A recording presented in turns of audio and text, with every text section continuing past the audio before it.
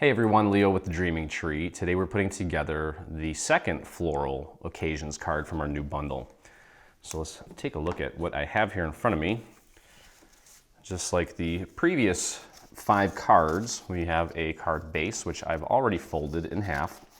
And this white sheet, this white piece here with no design in it, that's gonna go in the center of the inside of the card. So let's just hop right to it here and get it going. Going to do a nice little line of glue around the perimeter and then just a very thin line in the inside there. We don't want to warp this paper. And just place that nice and centered on the inside of your card. If you have a little brayer, feel free to use that to speed things along. And fold it back closed. And this is where we'll start putting together the actual design here. And just like every card in this bundle, we've got 4 layers. And we're going to start with the simplest layer and kind of work our way up to the more complex until we get to the white patterned piece at the top. Okay, so I'm going to start off with this piece here and we'll apply our glue to the back. And we'll get that glued down to the bottommost layer. I'm going to go easy on the glue here and try to get a little bit of glue around these little details. Don't have to fill every single inch of it. Okay, and I'm going to use this little petal here as my guide. Actually, we can use all 3. And just make sure it's nice and flush at the top, bottom, left, and right. And if you have a handy little brayer, again, just use that to squeeze these 2 layers together to form one. Perfect, very simple. Moving on to the next layer here. Just like we did the first time, we'll start with a little bit of glue around the perimeter. And now this time we're getting into some more details. Doesn't necessarily mean that we need to apply more glue, just have to be strategic about it. Okay, so typically what I'll do is I'll squeeze a little bit of glue out of the nozzle and just use little dots here and there. And then if the dot is too much, you can always just kind of flatten it out with your finger so that when you place this on the previous layer, it doesn't come squirting out.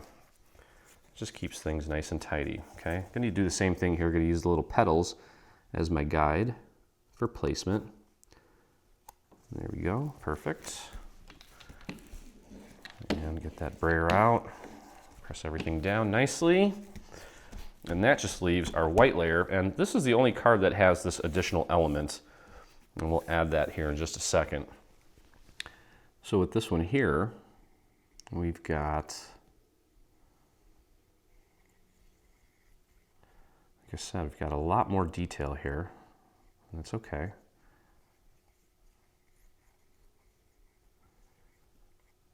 And again, just kind of squeezing a little bit of glue out and just hitting that with some dots here and there.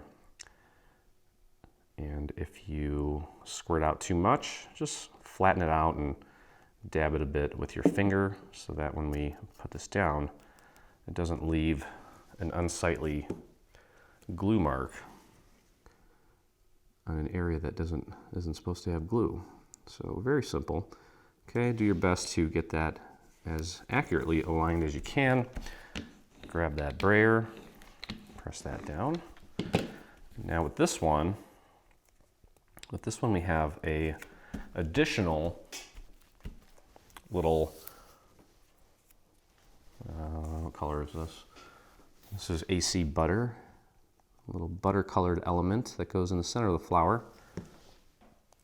So just get that nice and centered there. Press that into place. There we go. Wonderful. Okay, now just like every other card in this bundle, we have this little plaque that we're going to put right here. And I'm going to take some glue, apply it to the AC white, and get that nice and centered on my gold foil here. Whoops. So I was just out plowing again for the 947th time this season, and my fingers are a little cold. I'm really looking forward to spring, and these cards are kind of another introduction to the upcoming season, which is fast approaching.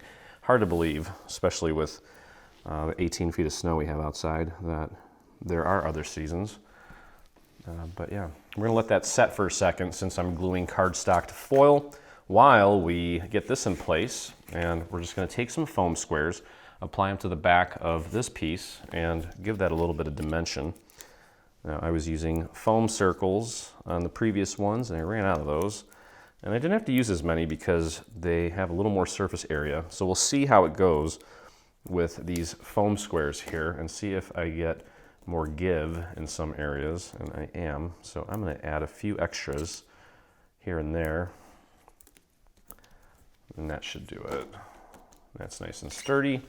So peel off the backing, and we'll get this in place, and then just glue our little plaque onto the face of the card. Now, every single one of these cards comes with an envelope. The envelope is the same for all the cards, so I'm not gonna do a video well, I'm not gonna do it here in this video. If you do need help putting together the envelope, just look for the separate assembly video for the envelope directly below the assembly video for this card. Okay, and you'll find that on each of the product pages. All right, so that's in place now. Got some nice dimension on it, and all that's left to do is glue our little plaque in place. I'm gonna actually glue this down flat. You could, if you want, use some foam squares to elevate this, but I don't think it's necessary. So we want this centered left and right, and then also try to center it so that there's equal amount of space between, well, I'll show you here. Let me just do this real quick so I don't mess up. Equal amount of space here and here, roughly. If it's close enough, then that's good. But that's it. Simple. Wow. Yep. All of these cards have been coming in under about 10 minutes for assembly. Factor in another maybe 10 minutes for cutting out. And where else can you get a card handmade that's that quick compared to something store-bought? So anyway, that wraps it up for this video. Hope you enjoyed it. If you did, head over to our YouTube channel and hit that subscribe button. While you're there, hit the little bell so that you get notifications anytime we release a new product, whether it be paid or free. Now, if you make this or anything from our new bundle, I would love to see it, and so would the rest of our community.